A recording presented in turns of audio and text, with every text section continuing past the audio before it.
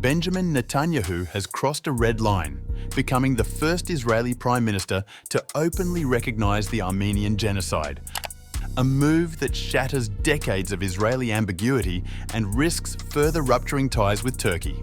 His blunt admission, made offhand on a podcast, directly challenges Ankara, a power already locked in a bitter feud with Israel over Gaza.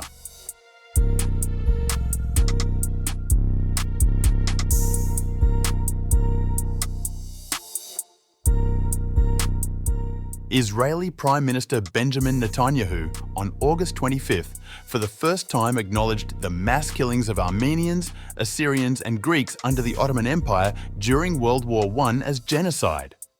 Asked by Patrick Bet-David on his podcast why Israel does not recognize what he called the Armenian genocide, Netanyahu said, "I think we have. I think the Knesset passed a resolution to that effect, though no such legislation has been passed into law."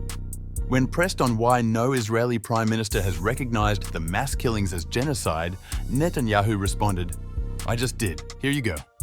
Notably, Armenians have long sought international recognition of the killings by the Ottoman Empire, which reportedly left some 1.5 million of their people dead, as a genocide.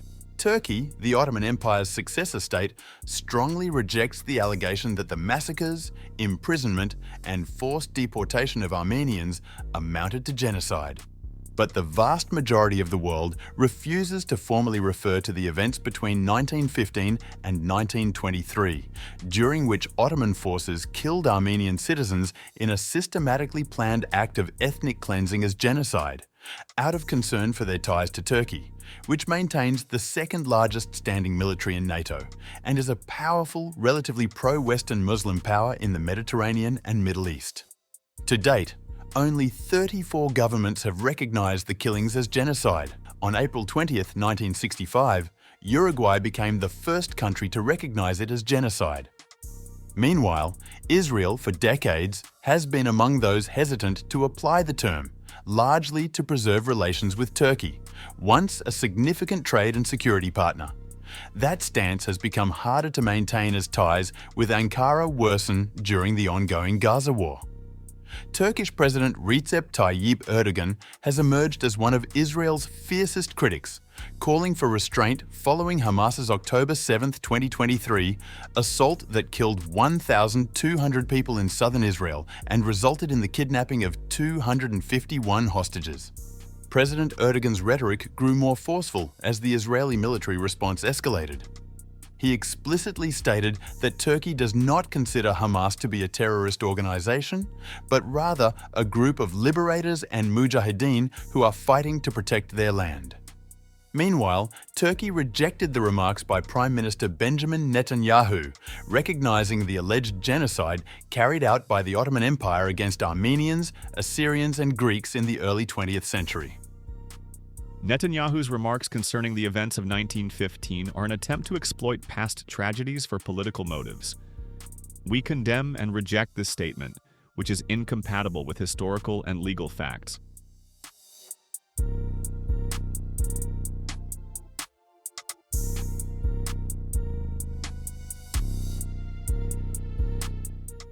Turkey and Israel have had a historically complex relationship, marked by early recognition and strong ties that have significantly deteriorated in recent years.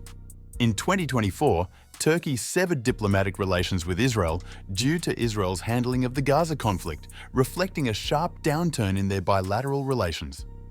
Despite this rupture, some diplomatic and trade interactions continue at a low level, but tensions remain high, especially under Turkish President Erdogan's critical rhetoric toward Israel.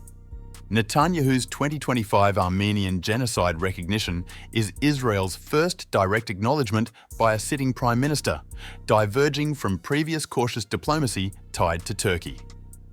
The recognition reflects broader geopolitical realignments amidst increasingly hostile Israel-Turkey ties. This presents a significant moment in Israel's domestic and foreign policy, with implications for its relationship with Turkey and Armenia.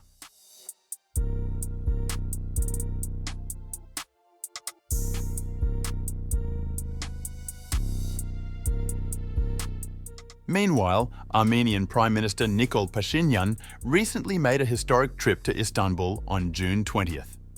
It was the first official visit by an Armenian leader to Turkey.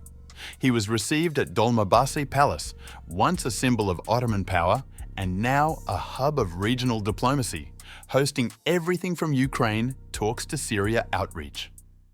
Armenia's message was clear. It acknowledges Turkey's rising influence. Carnegie Politica reported that this shift marks a major turn. Armenia and Turkey lack formal diplomatic ties and have long distrusted each other. Earlier efforts at rapprochement collapsed amid the Nagorno-Karabakh conflict between Armenia and Azerbaijan from the 1990s, in which Armenia opposed any Turkish role. In the 2020 war, Turkey decisively backed Azerbaijan, both politically and militarily, helping to secure Baku's victory and deterring Russian involvement. With no Ankara back channel, Pashinyan watched Turkish drones fly near the Armenian capital. The decision to sideline Turkey had backfired, senior Armenian officials acknowledged, pushing Ankara squarely into Baku's camp. Post-war, Armenia recalibrated.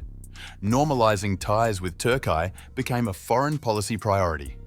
Within a year, special envoys met. When a major earthquake hit Turkey in 2023, Armenia quickly sent aid. That same year, Pashinyan met Turkish President Recep Tayyip Erdogan, signalling a thaw. Pashinyan also made symbolic gestures, such as recognizing Palestinian statehood shortly after a call with Erdogan, aligning with Ankara during its tensions with Israel over Gaza. Despite these steps, the road to normalisation remains rocky. 3 years ago, special envoys agreed to open the border and launch direct trade, and ministers discussed cultural cooperation. Yet the border remains closed, and even symbolic steps, such as exchanging ambassadors, have not materialised. Behind the delay lies a deeper political knot. Turkey wants Armenia to finalise a peace treaty with Azerbaijan first. Baku and Yerevan have reportedly agreed on a draft. But Azerbaijan is demanding that Armenia amend its constitution to remove references to a 1990 declaration that asserts a claim over Nagorno-Karabakh. Armenia concedes that the clause is outdated and symbolic, but says that removing it will require a referendum, which would likely take 2 years. After almost 35 years of conflict, Azerbaijan appears willing to wait. Turkey, meanwhile, is playing a long game. Officials see open borders and trade as a way to deepen Armenia's economic dependence and boost Ankara's regional influence. But loyalties are clear. Azerbaijan comes first. Symbolically, Erdogan hosted Azerbaijani President Ilham Aliyev just a day before Pashinyan's visit. The Turkish and Azeri leaders are close. Aliyev even campaigned for Erdogan during his difficult 2023 re-election bid. Amid economic headwinds, Baku's investments in Turkey have become increasingly vital. Still, both Ankara and Yerevan seem intent on keeping dialogue alive, if only to prevent the worst.